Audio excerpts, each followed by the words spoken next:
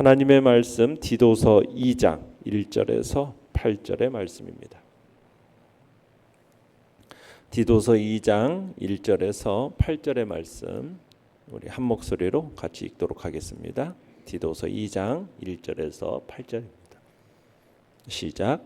오직 너는 바른 교훈에 합당한 것을 말하여 늙은 남자로는 절제하며 경건하며 신중하며 믿음과 사랑과 인내함에 온전하게 하고 늙은 여자로는 이와 같이 행실이 거룩하며 모함하지 말며 많은 술의 종이 되지 아니하며 선한 것을 가르치는 자들이 되고 그들로 젊은 여자들을 교훈하되 그 남편과 자녀를 사랑하며 신중하며 순전하며 집안일을 하며 선하며 자기 남편에게 복종하게 하라. 이는 하나님의 말씀이 비방을 받지 않게 하려 함이라. 너는 이와 같이 젊은 남자들을 신중하도록 권면하되 범사에 내 자신이 선한 일에 본을 보이며 교훈에 부패하지 아니함과 단정함과 책망할 것이 없는 바른 말을 하게 하라. 이는 대적하는 자로 하여금 부끄러워 우리를 악하다 할 것이 없게 하려 함이라. 아멘. 오늘 말씀의 제목은 말씀이 녹아있는 삶이라는 제목으로 말씀을 나눕니다. 1절을 먼저 보시면은 이렇게 얘기를 하고 있죠. 오직 너는 바른 교훈에 합당한 것을 말하여. 그러니까 바울은 지금 디도에게 하나님의 바른 교훈에 합당한 것에 대해서 함구하거나 소극적인 자세로 임하지 말고 어떻게 하라고요? 하나님의 말씀을 받은 바 영혼을 관리하고 책임을 져야 하는 자로서 담대하게 선포하고 적극적으로 외칠 것을 지금 권고하고 있는 겁니다. 바른 교훈에 대해서 합당한 것에 대해서는 어떻게 하라?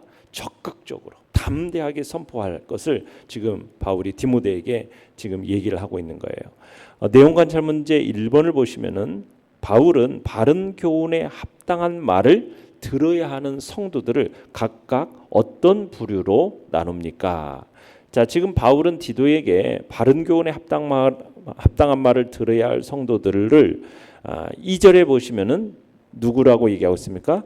늙은 남자로는 이라고 얘기하고 있고요. 그 다음에 3절에서는요.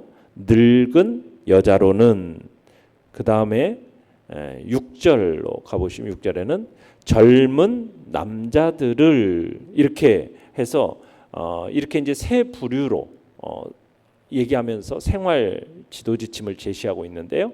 4절 5절에 보면 젊은 여자들을 교훈하되라는 표현이 나오고 있는데 이 젊은 여자에 대한 이야기는 나오는데 이건 디도에게 젊은 여자들을 향해서 직접 교훈하라고 명하는 게 아니라 늙은 여자들을 교훈하면 그들이 젊은 여자들을 교훈하게 될 거다. 이렇게 지금 말하고 있습니다.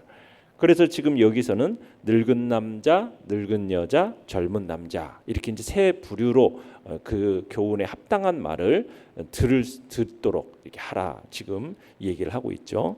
자, 내용 관찰 문제 2번 보시면은 교회 지도자가 그들에게 가르치고 권면해야 할 사항은 각각 무엇입니까? 자, 2절을 한번 읽어보겠습니다. 시작. 늙은 남자로는 절제하며 경건하며 신중하며 믿음과 사랑과 인내함에 온전하게 하고. 자, 여기서 늙은 남자라는 것은 이 당시에는 대략 한 60세 정도의 남자로 보고요. 그리고 이 당시만 해도 대가족 제도지 않습니까?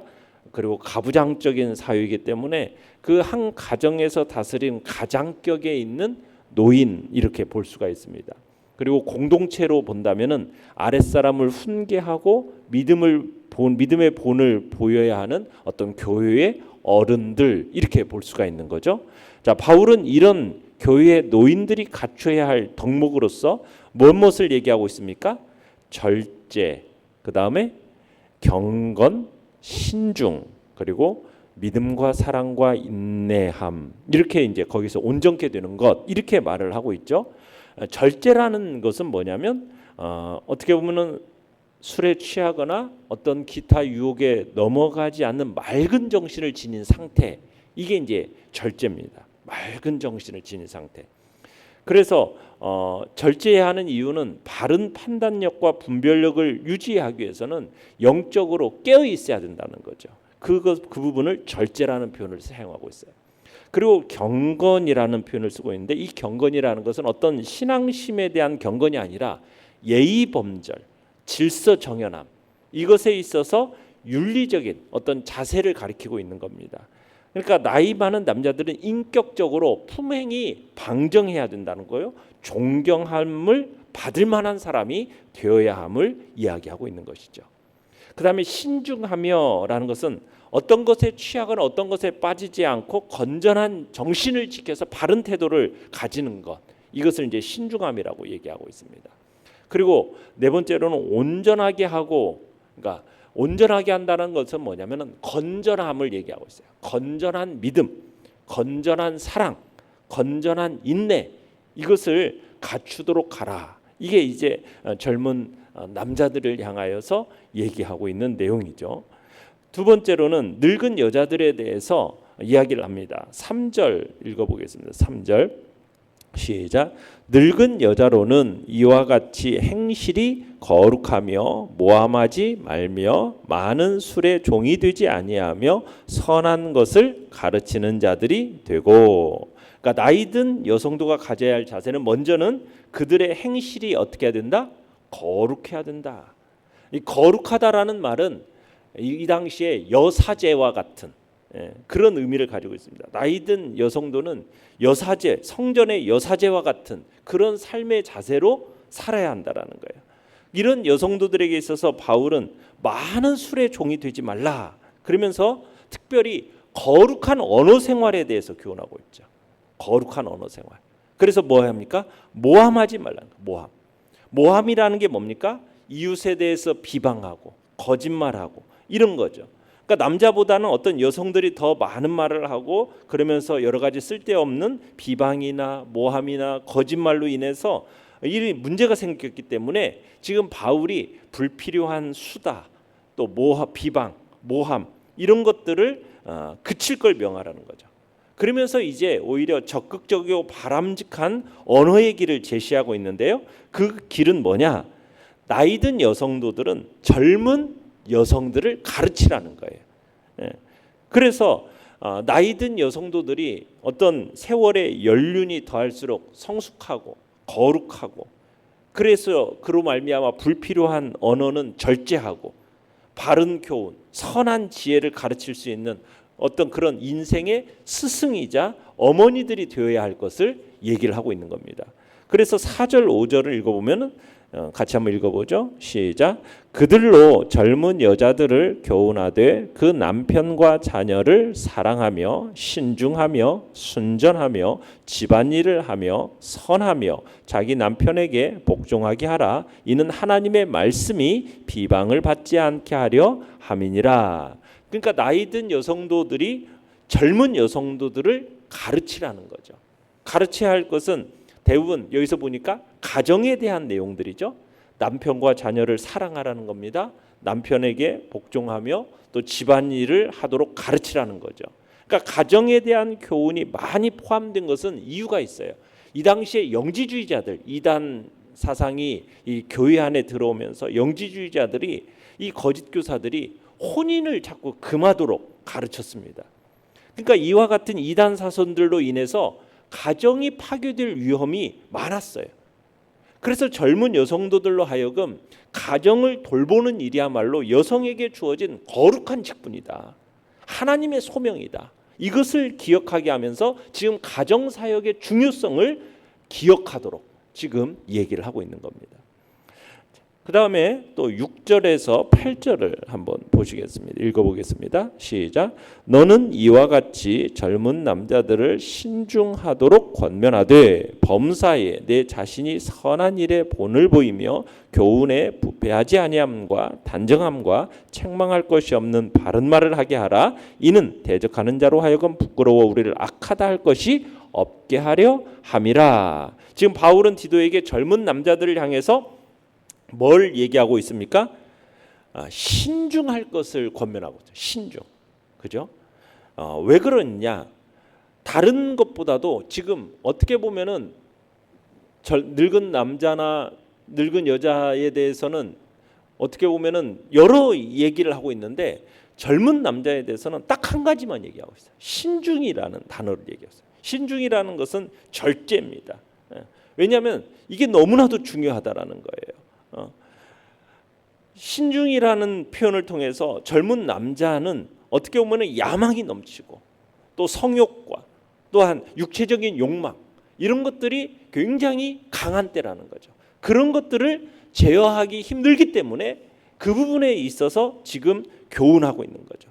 누구보다도 가장 필요한 거, 젊은 남자에게 있어서 이 신중 하나만을 강조하면서 어떻게 보면은 인간의 죄의 본질을 더 깊숙이 들어가 보면은 모든 것들이 이 절제하지 못함, 신중하지 못함으로 인하여서 모든 문제, 죄의 문제가 발생한다라는 거죠. 욕망이 넘쳐나는 이 젊은 남자에게 신중 하나만 잘 가르치면 어떻게 보면은 모든 문제, 이 죄의 문제가 해결이 되기 때문에 스스로 욕망을 자제하고 통제할 줄 안다면 그러면은 어떻게 보면은 인류의 어떤 고난과 불행이 처음부터도 없었을지도 모르잖아요. 그래서 지금 이 젊은 남자에 대해서는 이 신중 하나를 강조하는 거죠. 그러면서 이제 직접 디도에게 모범을 보일 것을 얘기하고 있어요. 모범을 보일 것을. 신중을 배우고 가르치도록. 어떻게 보면은 참으로 오늘 이 시대는 날이 갈수록 방종하지 않습니까? 타락하지 않습니까? 성적인 문란함이 심해지는 이 시대 속에서 정말 성도들은 자신을 쳐서 복종시키는 부단한 노력으로 정말 주님의 그 완전한 분량까지 나아가면은 그럴 때 진정한 자유인이 되는 것인데 그 일들을 이 젊은 남자들이 청년들이 자신들을 절제하고 신중하도록 가르치기를 힘쓸 것을 얘기하고 있어요. 그러면서 디도로 하여금 범사에 선한 일을 보이라는 거예요. 교훈에 부패하지 아니함, 단정함, 책망할 것이 없는 바른 말을 하게 하도록 바로 네가 본을 보일 것을 얘기하고 있어요. 범사의 모범을 보여라. 말과 행동과 복음 전하는 모든 면에 있어서 진지하고 엄숙한 자세로 행할 것을 말씀하고 있는 거죠. 그러니까 매사를 진지한 자세로 행해야 하는 이유가 뭐냐? 개인의 구원, 인격과 구원을 위해서뿐만 아니라 복음에 대한 믿음과 증거를 위해서라도 반드시 이 일이 필요하다라고 얘기를 하고 있는 거죠. 자, 영과 묵상 문제 3번으로 가보시면 교회 구성원 각 부류를 향해 바른 교훈에 합당한 행동을 하도록 구체적으로 권면하는 이유는 무엇입니까? 자, 이렇게 바른 교훈을 행하도록 하는 구체적으로 권면하는 이유 첫 번째는 자 3절에서 뭐라고 얘기하고 있습니까? 이제 먼저는 5절 끝에 가보시면 이는이라는 표현을 쓰고 있죠. 이는 뭐라고요? 하나님의 말씀이 비방을 받지 않게 하려 함이라 이렇게 얘기를 하고 있죠. 그러니까 하나님의 말씀 바른 교훈을 듣고 행함으로써 하나님의 말씀이 비방을 받지 않게 하기 위해서라는 거예요. 그러니까 신앙이 있는 젊은 여성이 가정 안에서 남편을 존중하지 않고 또 자녀들을 잘 양육하지 못하면 결과적으로 어떻게 된다라는 거예요. 불신자들로부터 하나님의 말씀은 형편없네 이런 비방을 받게 되는 일을 보여주는 것이기 때문에 그래서 하나님의 이 말씀이 비방을 받지 않도록 하기 위해서 이 바른 교훈에 따라 합당하게 행하는 것이 중요하다라는 거예요. 하나님의 말씀에 순종하지 않는 것은 하나님의 말씀을 망정되이 여기는 것이고 그 행위는 다른 사람들로 하여금 결국 하나님을 비방받게 만드는 요인이 된다라는 거죠. 자, 그 다음에 두 번째는 8절에 보시면은 이는이라고 중반에 나오죠. 이는 대적하는 자로 하여금 부끄러워 우리를 악하다 할 것이 없게 하려 함이라 이렇게 얘기하고 있어요. 그러니까 대적하는 자들이 성도들을 흠잡을 근거가 없어서 부끄러움을 당하도록 하기 위해서다 이렇게 표현하고 있어요. 그러니까 적대자들이 당당한 태도로 막 복음 사역자들에게 막 부끄러움을 주려고 안간힘을 썼는데 도리어 반대로 부끄러움을 받게 되는 자로 변하게 된다라는 거예요. 아무리 대적하는 자들이 어떤 자신들의 어떤 인위적인 교리를 자랑하고 막 그리스도교를 우습게 여기고 그래서 그렇게 막 뭔가 부끄러움을 당하도록 만들려고 하는데 결국에는 전도자들의 어떤 삶에서 드러나는 실제 진리 안에 거하는 그 모습을 보고서는 오히려 부끄러움을 당하게 될 거다 얘기를 하고 있어요. 세 번째로는 10절로 가보시면은 10절에 뭐라고 되어 있습니까? 이는이라고 하면서 중반에 그러겠죠. 이는 범사에 우리 구주 하나님의 교훈을 빛나게 하려 함이라. 그러니까 우리 구주 하나님의 교훈을 빛나게 하기 위해서라는 거예요. 그러니까 하나님의 교훈 자체만으로 영화롭고 빛나죠. 그런데 그 교훈에 따라서 믿음의 삶을 살면은 그 교훈이 더욱더 영화롭고 빛나게 될 것을 얘기하고 있어요. 그래서 하나님의 이 말씀과 진리를 따라서 살아가는 그 삶이 얼마나 중요한지, 그 합당한 행동을 하는 것이 얼마나 중요한지를 얘기를 하고 있는 겁니다. 느낀 점 4번입니다. 바른 교훈에 합당한 말을 듣고 행할 때 교회 구성원의 삶과 가정, 일터가 온전하게 세워지는 그 원리를 통해서 무엇을 느낍니까? 자, 하나님의 말씀과 교훈을 떠나서는 성도의 삶이 온전히 세워질 수가 없어요. 하나님의 말씀을 떠나서는 성도의 삶이 온전히 세워질 수 없어요. 이걸 우리는 느끼고 보는 겁니다. 말씀과 교훈에 입각한 이 바른 행동이 교회를 비방하는 거짓 교사들의 입을 막는 역할을 하는 거예요. 가장 강력한 힘이 무엇입니까? 바로 하나님의 말씀의 근거에서 하는 행동이요, 삶인 거예요.